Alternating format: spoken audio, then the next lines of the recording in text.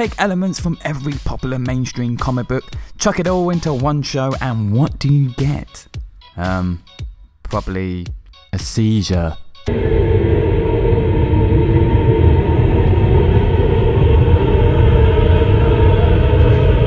Or, you know, the countless superhero TV shows that have been in the past, including the one we're going to be talking about today on Film Facts. Yes, we're going to be diving into the superhero TV show that everybody was talking about 2 years before the MCU began. So let's not waste any more time and get stuck in, because if you had questions like, what connections does this show have with the Star Trek universe, apart from Sulu? Oh my. What sneaky Easter eggs hide in this show? And how successful was the reboot series of this show? Well, I have a visual here that represents that, success. Fucking hell!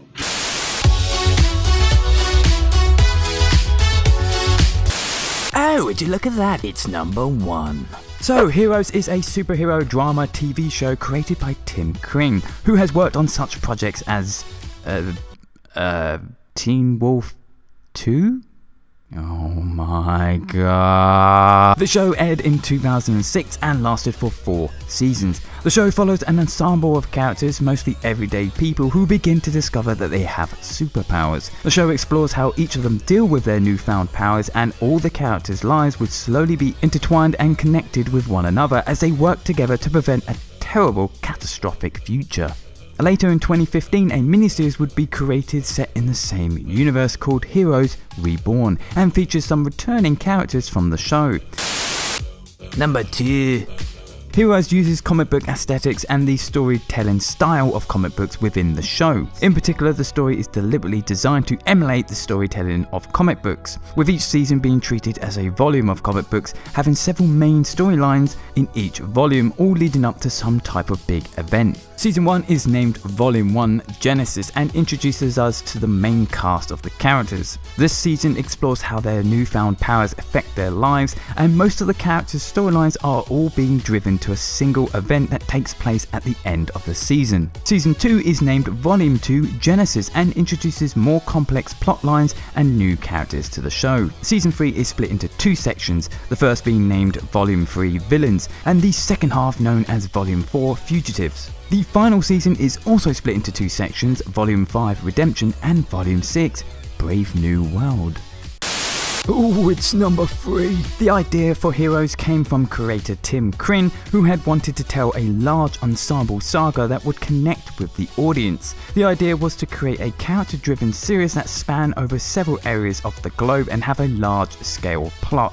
His solution to this was superheroes. Kring wanted his superheroes to be ordinary people thrusted into an extraordinary situation via their superpowers and have it grounded in reality. Heroes had an interesting writing system. Each character would have their own writer attached to them for a particular episode. That screenwriter would write individual scenes surrounding that particular character in the episode, after which all the character stories would be handed over to the main episode writer, who would then combine all the character stories together within the episode. This system allowed every writer to contribute to every episode within the show. It also allowed them to finish screenplays much quicker, meaning the crew could shoot more scenes with the time saved. This was almost essential to the production of the show, as the crew would need to shoot several scenes in a single location and be able to stick to a tight schedule. Oh, number 4. Unfortunately for the show, Heroes had just started not long before the infamous writers' strike, which began in 2007. This meant that Season 2 would have a troubled production, particularly when it came to the writing of the show. 24 episodes had originally been planned for Season 2, but because of the strike, only 11 of those 24 episodes were actually produced. Season 2 reportedly was split into 3 volumes: Volume 2 Generations, Volume 3 Exodus, and Volume 4 Villains. This, however, had to be completely reworked due to the strike, so the producers redesigned the season to encompass only Volume 2 Generations. The third volume, Exodus, had to be removed entirely, and the fourth volume, Villains, was of course moved over to Season 3 and changed to become the third volume. This issue also bled into the first half of the third season, as Volume 3 Villains also suffered the effects of the strike.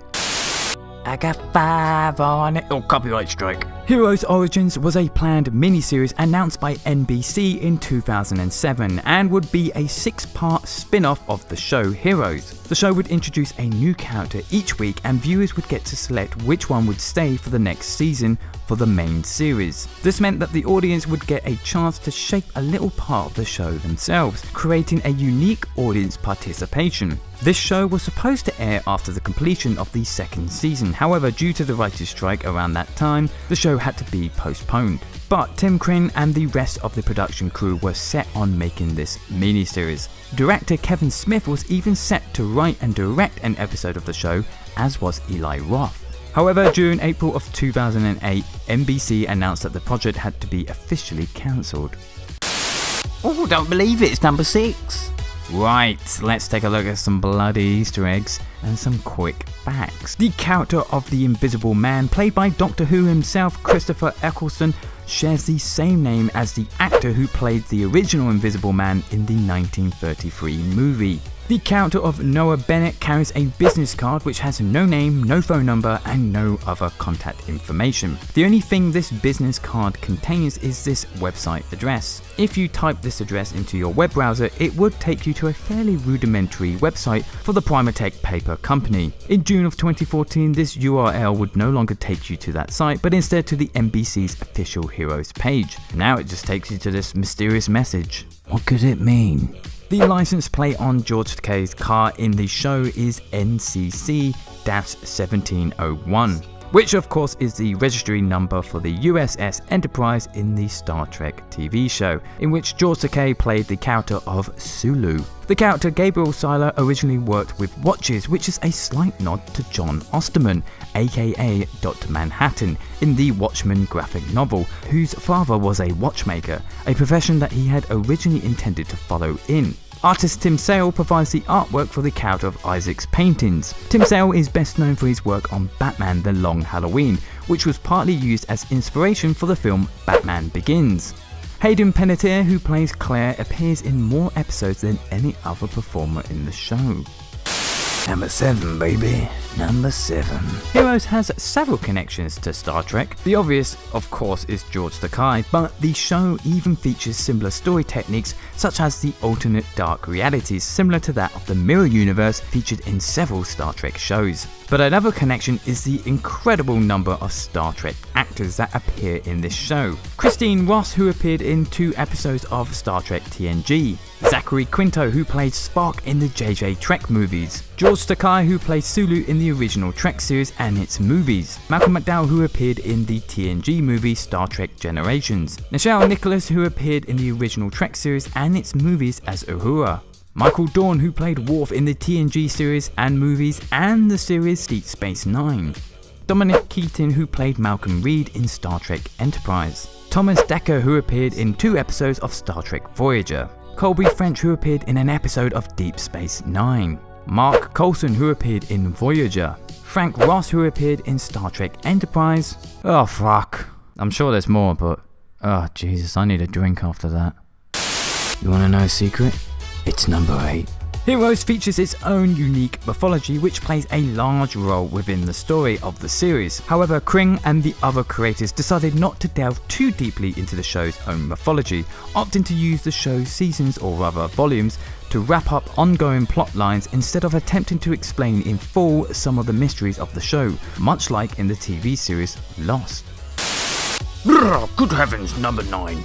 This show also features reoccurring symbols and imagery. They include the book Activating Evolution, which sets in motion many events within the show and examines the predictions of human evolution and the possibility of these newfound powers. The eclipse, which has been a reoccurring image throughout the entire series and even the show's logo. Tim Kring stated that the eclipse should be regarded as a global event, which parallels the concept of connectivity, which runs throughout the series. The cockroach, which is mentioned and seen several times in the series, especially in relation to the character of Sylar. Tim Kring has said that the cockroach within this show represents survival. The helix symbol, which resembles a section of a DNA helix, this symbol frequently appears on important plot items. The mystery behind this symbol was supposed to be revealed during the first episode of Heroes Origins, but well, as we talked about earlier, that kinda went tits up.